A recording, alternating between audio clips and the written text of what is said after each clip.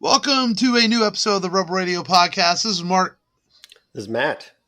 This is Long on vacation.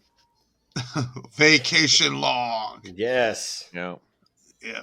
I It's like to always picture good. my vacation Long in a Hawaiian shirt and a cigar. And Hawaiian shirts are for boomers. he's listening to Leonard Skinner.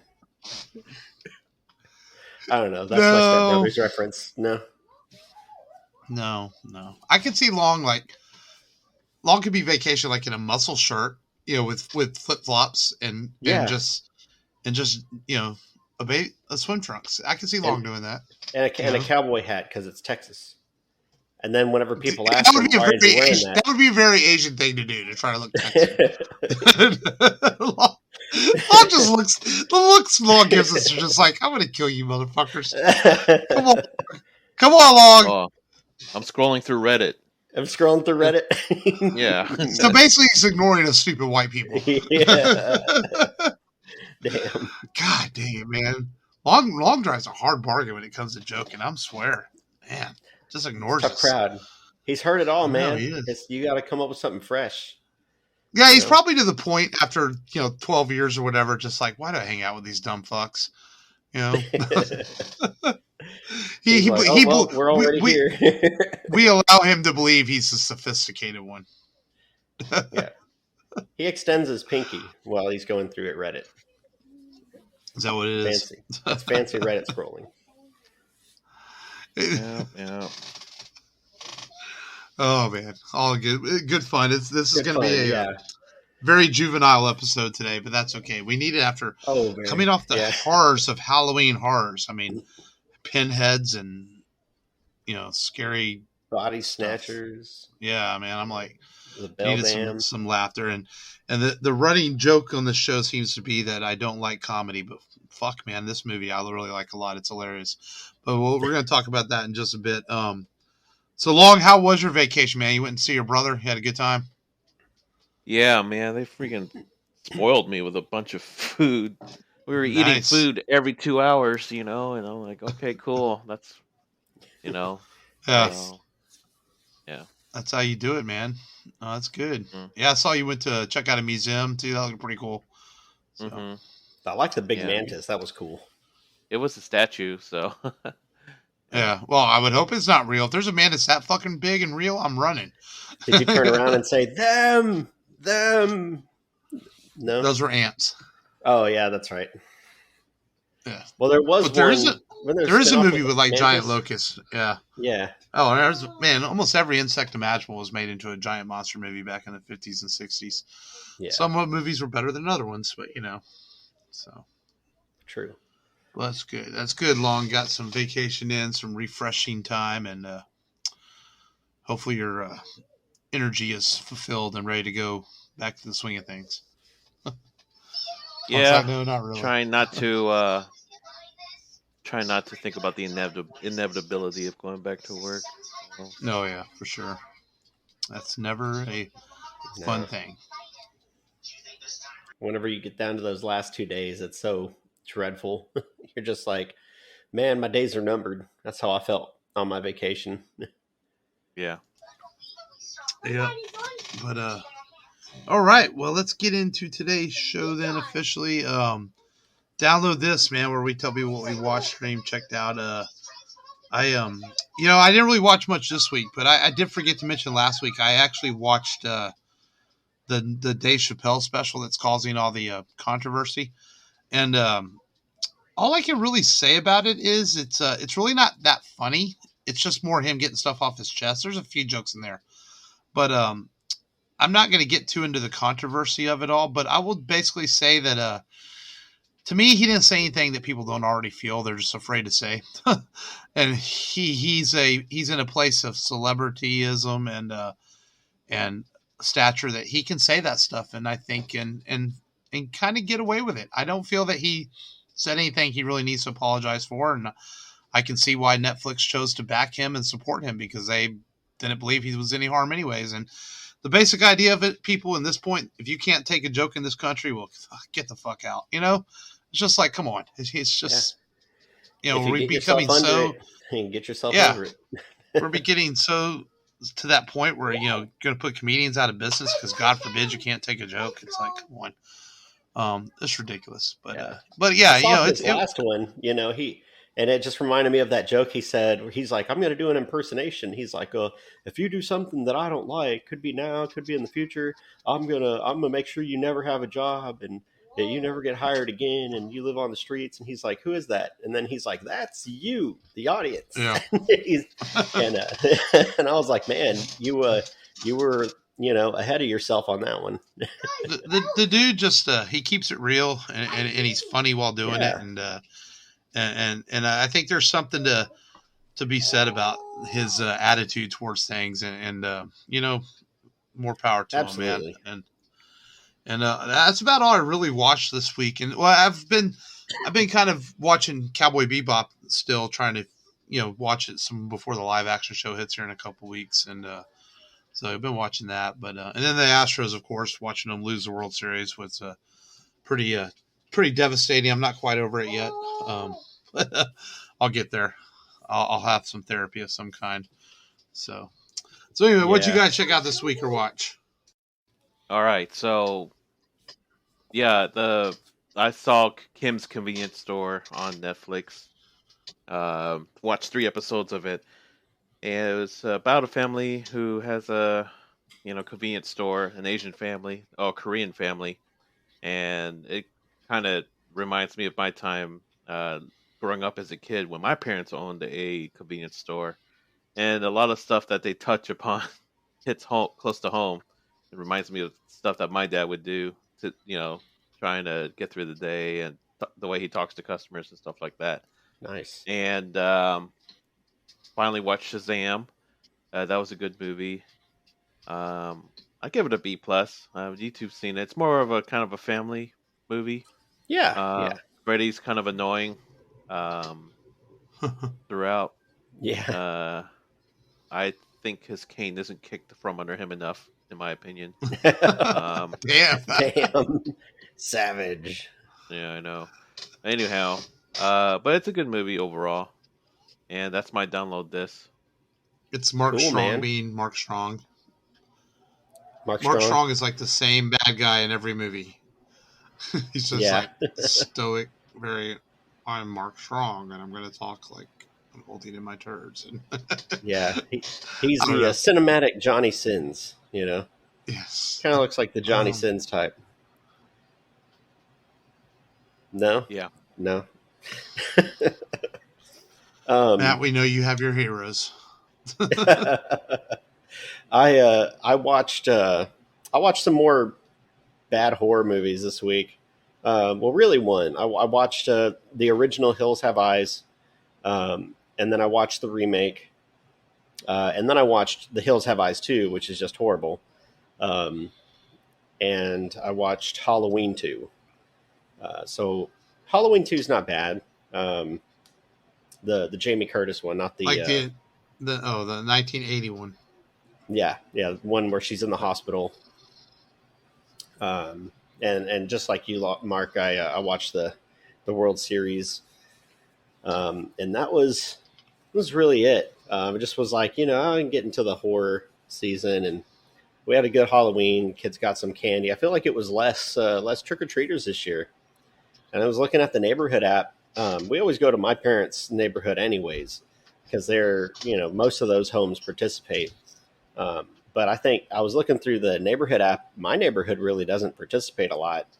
Some houses were saying they only saw like 7 groups of kids. That's it.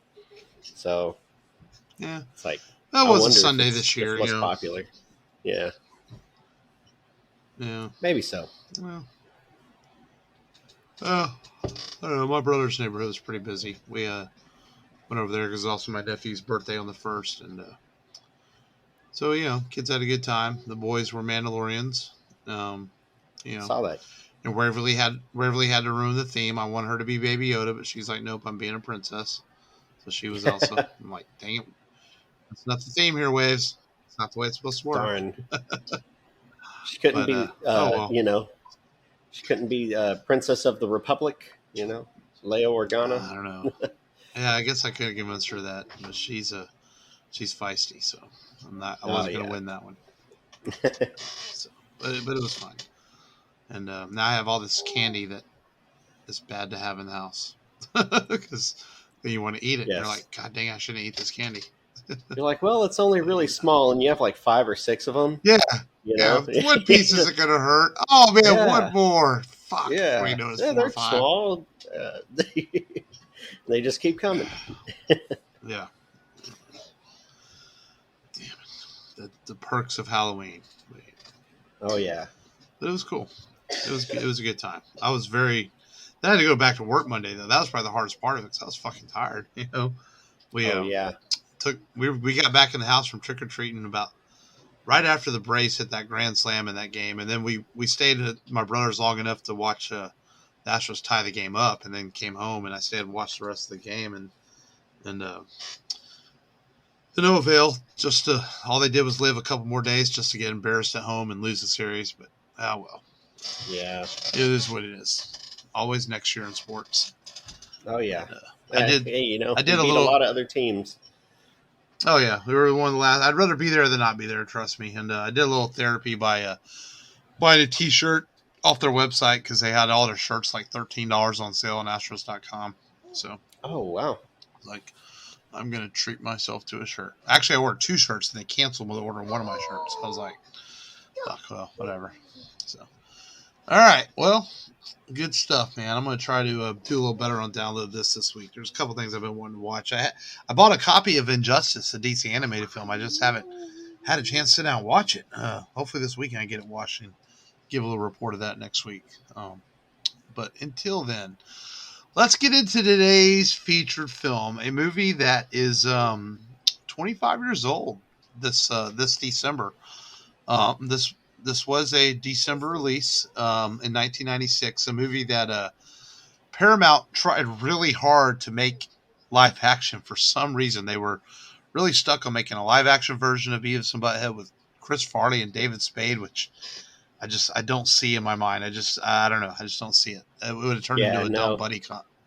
And Mike Judge convinced them with the power of MTV to like let us make an animated version, and Paramount was like, okay, so they did it, and we got the movie that is Beavis and Butthead Do America. And I guess I'll summarize. Essentially, it's a road movie. You know, Beavis and Butthead. If you ever watched the cartoon show, they live by their television, watching music videos and talking about them, and occasionally they go out on the daily adventure. But without that television, they aren't who they are. And their television gets stolen early on in the movie. And essentially, this is a road movie where they go to find out what happened to their television and who stole it.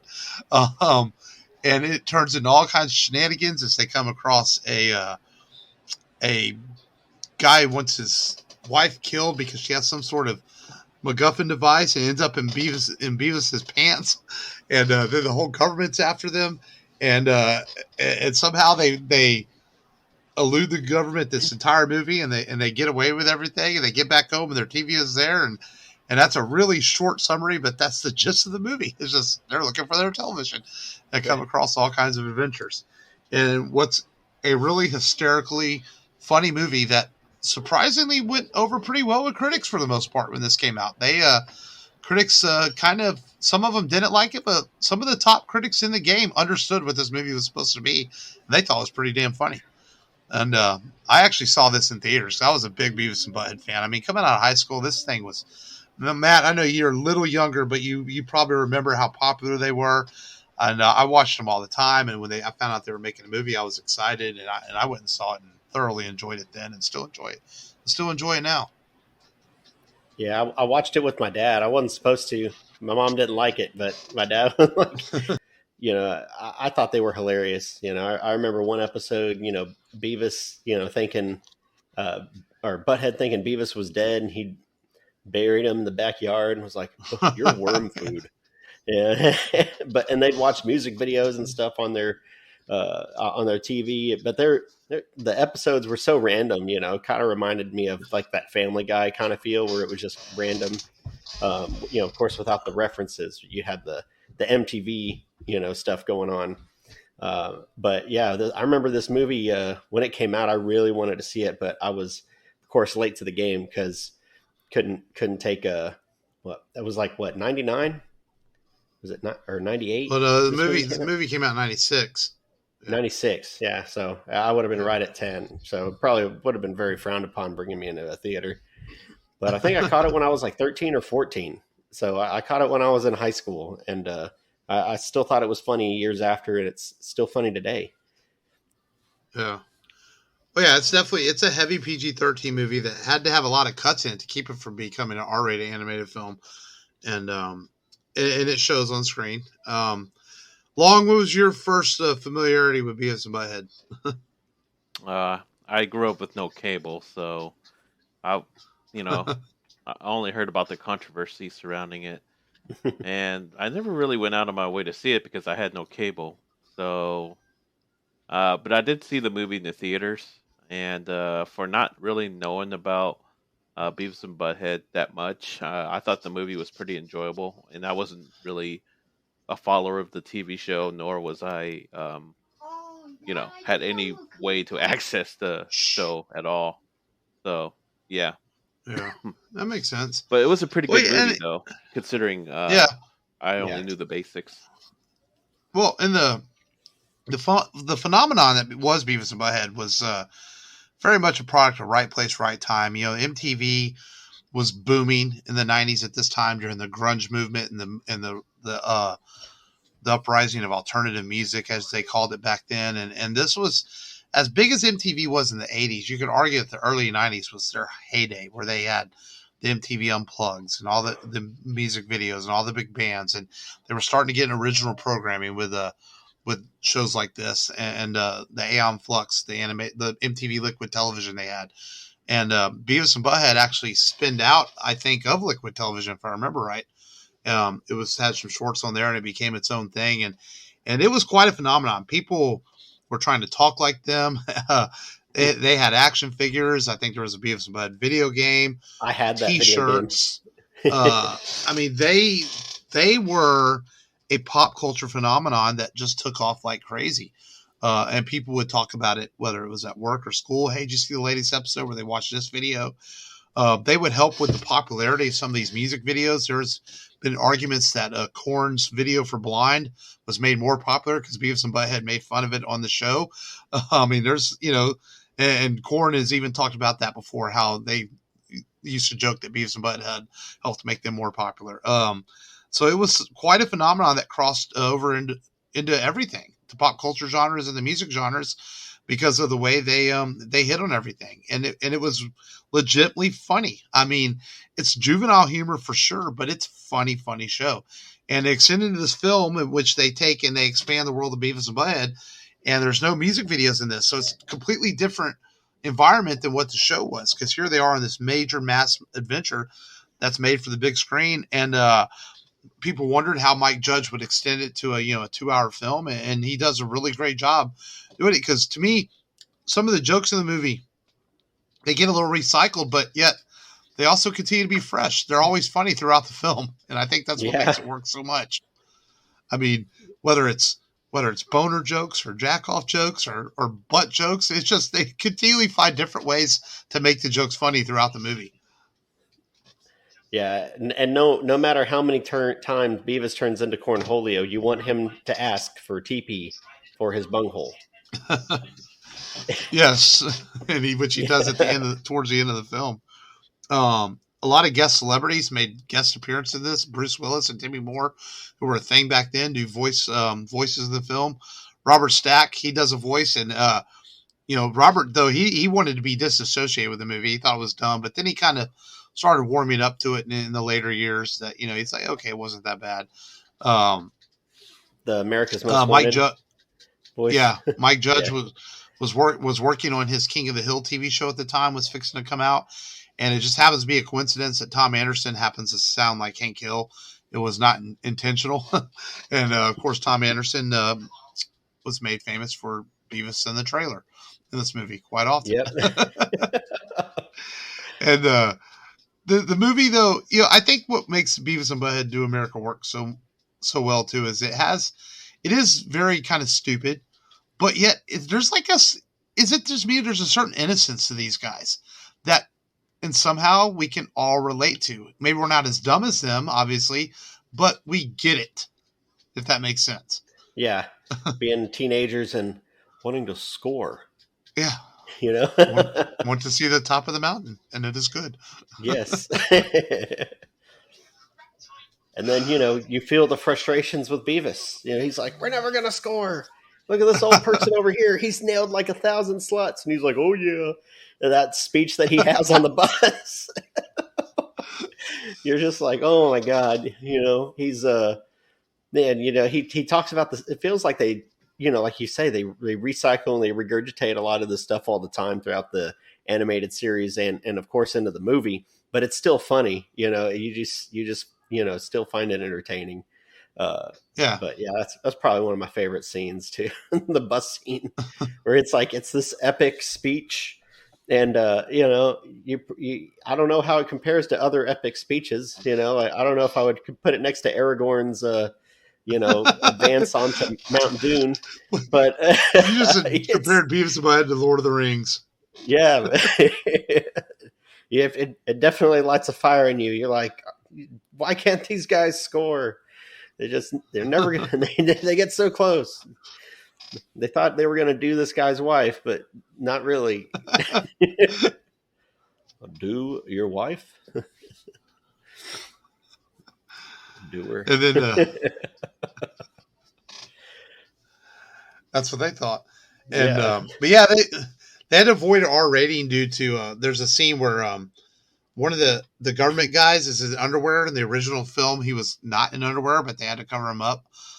There was a scene where they were actually going to have Beavis and Butthead get drunk, but they ended up having to cut that, or they cut away from it because they were like, oh. And then, of course, the hallucination scene caused a bit of controversy, which was inspired by Rob Zombie artwork. And I think the Rob Zombie songs even play in the background during that scene, if I remember correctly.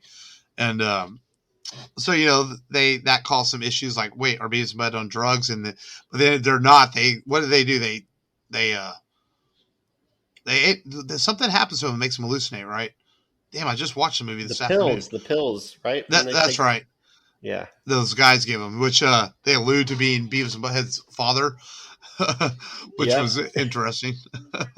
It looked just we like have two possible donors. Yeah. And oh man, this movie though, it's just fucking funny, man. No matter how many times you watch it, it's hilarious. You have a favorite scene, guys? I guess the scene where Anderson caught Beavis wanking off in the trailer. It's pretty funny. Put your pants up, boy. What are you doing in my trailer? And then David Letterman's cameo. Oh yeah. Oh yeah. I like the little juvenile the little juvenile jokes. Well, they're everywhere, but whenever they get into the Capitol or the White House, and he's like, well, the chick with the big boobs come up front, and then the Congress is laughing. We are ready to do you now.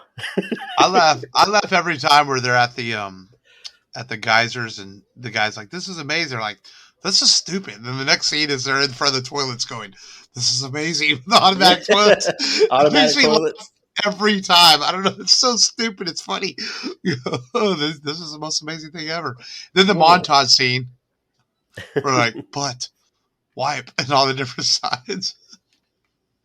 Oh, man. But, it's good to have juvenile humor in your life because it keeps you young. Yeah. And, absolutely. Yeah. And, they made a short-lived comeback a few years ago with a few new episodes on MTV. And I know Mike Judge had talked about Mark, doing another Scary Movie has a for ton years. of juvenile humor. You didn't act young. Well, Scary Movie 2 is his, is his nemesis. Scary Movie, I think he'll watch. I didn't mind the first one. The second one, though, yeah. Yeah, there's a limit to my juvenile humor long, okay? All right? I have limits to my juvenile humor. I stop it after dick and fart jokes. But you start getting into incest jokes or weird religious jokes, and no, that's too much. Too much long. Too much? Yeah, but this movie, man, is just it's fun. It's got a watching it this week. It doesn't feel 90s to me though. It still holds up well. Yeah, I think it's still hilarious even for today's time. And I think that's what really works well about it is, and some of that's a credit to the genius of Mike Judge. I mean, he really is pretty smart comedy guy. He made, of course, Office Space and Idiocracy, and he did King of the Hill, and he knows what he's doing, man. His stuff, you watch King of the Hill now, it stands the test of time as well. And yeah. I think Beavis and Butthead I think Beavis and Butthead too. I think if you went back and watched the original Beavis and Butthead, some people might not get all the music video jokes because those videos were kind of a product of their time. But I think the Adventures of Beavis and Butthead can stand up to any time, and this movie's no different. I enjoyed it a lot, and I think I give it a pretty solid A-. I think it's a funny movie, and I think it deserves to be given a little bit higher ranking than some animated comedy films. A- is fair. We'll go with that. A-. Yeah. A. I like it. A. Yeah, it's I good. like it. Yeah. I was excited a couple years ago when they made that short-lived comeback, and I was hoping it would have done better. But I think that was just a timing issue. MTV was starting to die at that point, and it was just maybe the wrong time. Where the original show came out the right time, and then the reboot was just not at the right time. Yeah, and who knows? I know Mike Judge has said in interviews he's never given up hope on it dying. That he feels that it's something that could come back one day, and maybe one day we'll get some more Beavis and Butthead. And so we'll see. But that brings us to our top 5 this week, and I thought we'd have some fun. Beavis and Butthead love to sit around and watch music videos and commentate on them, and always a good time. Just some funny moments where they would talk about music videos. So I thought, like, what 5 movies would they watch that they would commentate on that would be really, really funny? And with my list personally, I kind of took the approach of more modern films, like how would Beavis and Butthead respond to stuff that's coming out now instead of older films. So that's kind of the way I went with my list. And I guess I'll start because I haven't started in a while. And at number 5, man, I put the John Wick movies on here because I think these are kind of like very metal movies that I think Beavis and Butthead would just watch and be like, "Oh my God, that kicks ass!" He killed a guy with a pencil. And I could see them sitting there watching the John Wick films and having quite a bit to say about it. No, that would be. I could see that. Like, whoa! I can predict a lot of whoa, and that rocks. Yeah, Beavis and Butthead. When they looked at music videos, they were pretty bad music videos, right? They were a mix. Either some were bad, some were good. Outdated. Yeah. So, but they did some current stuff too. So it was kind of a good mix. Yeah. Yeah. Gotcha. I'll go second. I kind of want to hear their thoughts on Team America. If they actually, because it will test anybody's moral limits, and I wonder if that would make them laugh to death or make them like cringe. If there's ever a time that would actually make them, whoa, okay, that's a little weird. There's definitely some messed up scenes in that movie. Yeah, especially the puppet lovemaking scene. Oh yes, yeah, that is freaking ridiculous. Oh my God. It's a naked puppet. Yeah. All right, Matt. What's your number 5? Yeah, I'm gonna go older, and I had Billy Madison because like, oh, he's gonna score with his teacher kind of thing. Not that much older. Yeah. So it's kind of like, oh, he's getting drunk, And of course, the great Norm Macdonald's in there, Chris Farley, So I thought it'd be pretty funny. Watch him, getting it on with his teacher and stuff. They'd probably have a lot to say about that. At number 4, I have the female Ghostbusters because I think Beavis and Butthead, as dumb as they are, They would be smart enough to know that that movie really sucks, and they would watch it and make fun of it big time. Yes. I mean, imagine it with the scene where she's what's she doing? Where she's slapping the other girl or whatever. And you know, you can see Beavis Bud just freaking out, like, "Oh my gosh, she slapped her!" And you know, I don't know. I just felt like this is something that they would make a lot of fun of, because we make Chris a lot of fun of Hemsworth how in bad that that movie is. Yeah, it Yeah, would make fun it's of so him. bizarre. Yeah, it could be like, "Why is Thor in this movie?" You know, I mean, I could just see him, you know, making fun of that film. Yeah.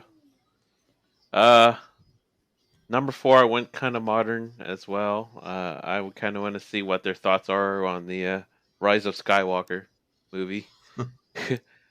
So it's hit and miss throughout the movie. But yeah, that's my number 4. Nice. I've got Mad Max Fury Road because of the guitar player.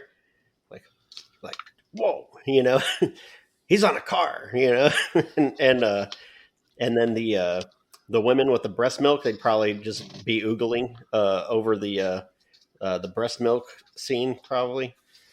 So you probably get a lot of juvenile humor with there, and then you know, with all the women that I forget what the leader's name is. But yeah, it'd be like, whoa, look at all those sluts, you know, I'd probably say something like that, you know. But yeah, Mad Max Fury Road. At number 3, I have Kindred Spirits of Beavis and Butthead, and that would be Jay and Silent Bob Strike Back. I mean, yeah, Beavis and Butthead aren't really stoners like Jay and Silent Bob, but they definitely can relate to these guys and the misadventures that Jay and Silent Bob had. And Beavis and Butthead, I could see them watching this film and going, "Yeah, we would do that," and you know, just have a good time watching these guys. And they would definitely laugh at the cock knocker joke for sure. Oh, definitely. My number 3 is Plan 9 from Outer Space. See them talk about one of the worst black and white movies that ever came out in Hollywood history. This sucks, Butthead. Yeah. Do you think they'll ever be able to sit through the entire movie? Right. It's that bad. I couldn't even sit through the entire movie. Yeah, it's a bad movie. Yeah, I didn't have Jay and Silent Bob Strike Back, but I do have Clerks 2. That's funny because of the of course the donkey scene. I would love to hear their reaction to the donkey scene and just be like, "Whoa, it's going to be a chick," and then it's like, "Oh, it's a dude. You're gay," you know. Why do you make me watch this, Beavis? Yeah, I can see that. It's funny. I thought about that one on my list too, because for the exact same reason you did. Like they would just have a heyday with the final scene of the movie. At number 2, this is kind of my odd pick I threw in here for modern movies, but I imagine that Beavis and Butthead in the 90s had probably seen Bill and Ted's Excellent Adventure. So I wonder how they would react to Bill and Ted Face the Music. You know, they would probably watch this and even though I kind of enjoyed it, I would think they might think it sucks. They would make fun of it. You know, like, why is Bill old and fighting this muscle guy and everything that happens in that movie? It's just so weird. And I don't know. I just think that Beavis and Butthead would probably dislike Bill and Ted Face the Music and make fun of it quite a bit. Nice. My number 2 is Buckaroo Banzai. I want to see. It's from what I've gathered, it looks like a pretty wild science fiction / fantasy movie, and I can imagine. You never seen it? No, I've never seen it. I can imagine Butthead saying, "Why is RoboCop in this movie?" What's he doing? Out of his suit. I'm excited. The writer of the film, based on his notes, has a novel coming out. It's supposed to be out like next week. It's already out in comic stores, and it's the sequel that we never got. Because at the end of the movie, they tease a sequel to Buckaroo Banzai, but it never happened. So the sequel is coming out in novel form, and I'm gonna probably get a copy of it and read it. So pretty cool. I I have Austin Powers as my next one because they'd be like, "Whoa, this guy scores a lot," and then they'd probably adopt some of his lines and walk up to women and be like, "Hey, baby," Well, they do that anyway. Yeah. Want to swing? I can see them trying to have hairy chests like Austin. They would put hair on their chest, knowing them. And wear pirate shirts with velour jackets.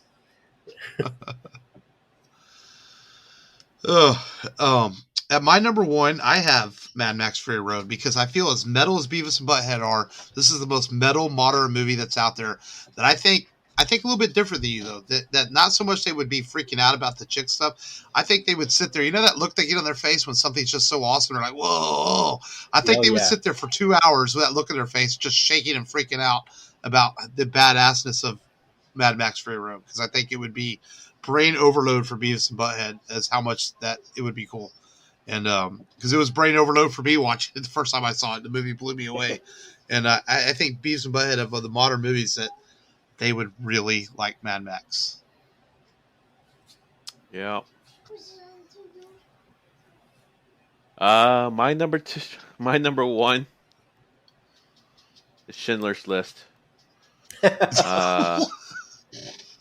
I want to see their reaction sitting through the darkest stuff that it's ever committed to human history committed on film. So, Man, yeah. I almost I'm not saying nothing because I don't want to get accused of a Schindler. I don't want to get accused of a Schindler's List joke, so I'm not going to say anything. What's funny is I thought about putting it as number 5, that for that same reason, because it's like, kind of, messed up. It's a messed up part of history, and you're like, I wonder what they would say. My number one, it's of course Terminator 2. I'd be like, I just think they'd find so much stuff cool. The bar scene. It's like, whoa, they can't kill him. If he has and he cuts his hand. Whoa, he cut his hand. Wow, rad. I don't know. How many movies? Yeah. When we do movie list, how does Matt ever not have Terminator 2 on his list? It's just it's everything, man. That's on every list he's ever done. I'll find a way. We can get top 5 romantic comedies, and Matt would find a way to put Terminator 2 and on Austin Powers. Yeah, yes. Or Austin Powers. He loves the women.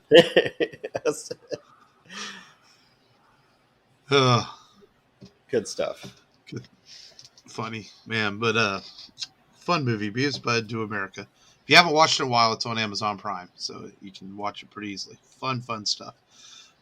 Let's throw some news down. Not a whole lot this week. We're going to save the Boba Fett trailer for last, but a couple things to talk about. Black Panther 2 has shut down production due to an injury to I can't think of her name, the actress who plays Shuri. Yeah. T'Challa's sister. So at first they thought it was not going to affect the shooting, but apparently it's going to have to shut down for a little bit. For Marvel saying it should not cause a delay in the release of the film, just shoot down so she can take care of herself.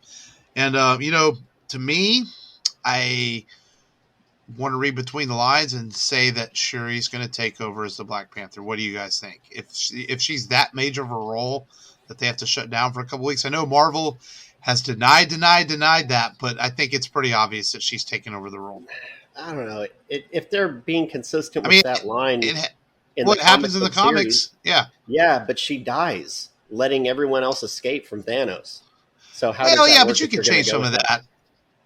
I mean, you would only keep that one part where she becomes, and then T'Challa, steps down to become the king, and she becomes, Black Panther, but she sacrifices herself for fighting across the midnight. But one thing we know, though, Marvel's always changed things from the comics, So but that would be amazing. Infinity War, Infinity Gauntlet was quite different than what the comic stories were. So Yeah.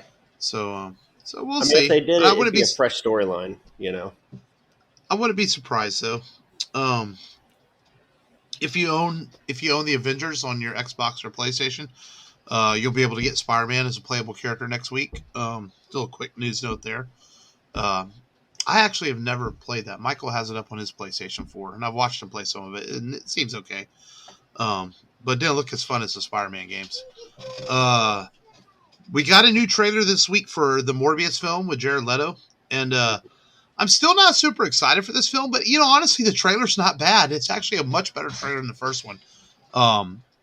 Definitely plays into more of the super. My plasma. Well, it definitely plays more into the superhero elements of Morbius than the darker elements. You can tell with the new trailer they tried to play it more as a superhero film. But we'll see. I guess I have passing interest to see how it's going to tie in with everything. As we know that Sony and Marvel are going to connect their universes. And Michael Keaton's in the film, obviously. So we'll see how it turns out.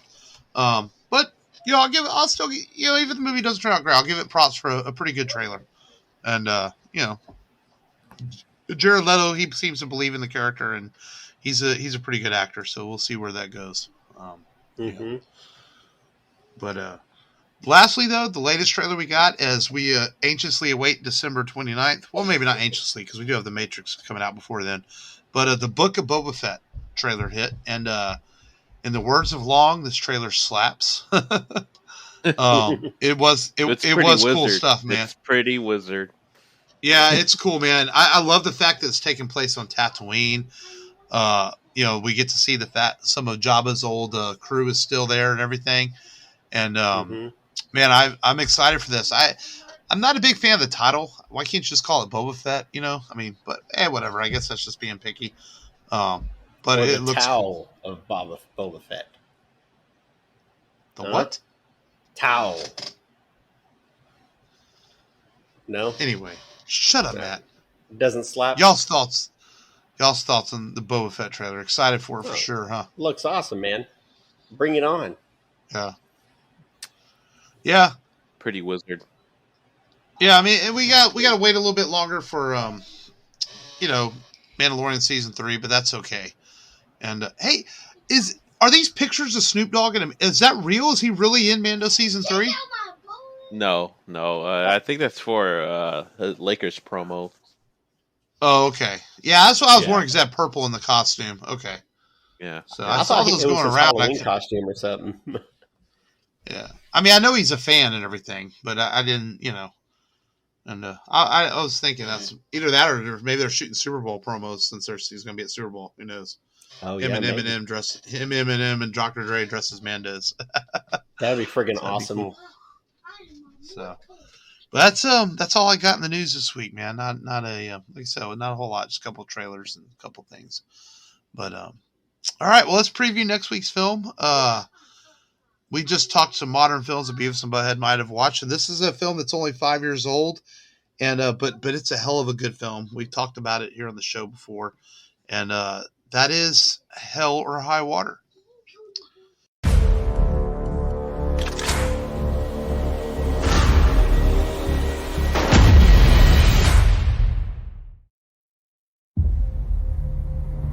The bank loan, just enough to keep your mama poor. Thought they could swipe her land. It's a big bank. It's too big. That's what she said. Now they can foreclose on Friday. So come hell or high water, Get the money to the bank on Thursday. and then you are free and clear.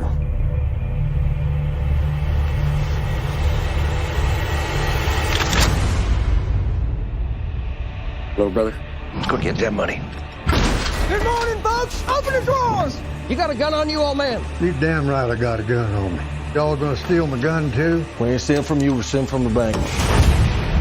Woo!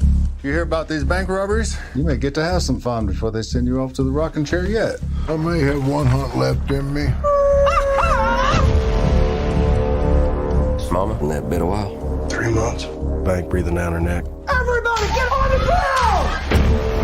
Y'all been here for a while? Long enough to watch the bank getting robbed has been robbing me for 30 years. How'd you manage to stay out of prison for a year? It's been difficult. Tell them stand up! These boys know exactly what they're doing. They're trying to raise a certain amount, that's my guess. Let's go! Drive! Drive! Toby, it's a good thing you're done. We're doing it. Every step of the way. You want a little advice? Go see your boys and mom. You know, you talk like we ain't gonna get away with this. I've never met nobody got away with anything, ever. Why in the hell did you agree to do it? Because you asked, little brother. Mama, take this badge off of me. I think I got these boys figured. He's got no record. He's never been arrested. You don't fit the bill, Marcus. You may be hearing a lot of things about me and your uncle. It's getting dark, too dark to see. Whatever I hear, I won't believe. No, you believe it. I did all of it. Feel like looking on heaven's door. Love you, Toby. Mean it. I love you too.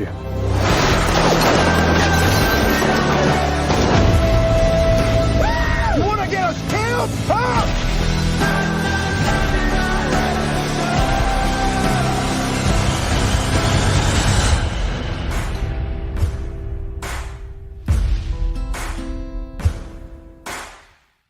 This is a neo-western starring Chris Pine and Ben Foster and Jeff Bridges. And man, this is a movie that really kind of showed up out of nowhere and surprised a lot of people with just how good it is.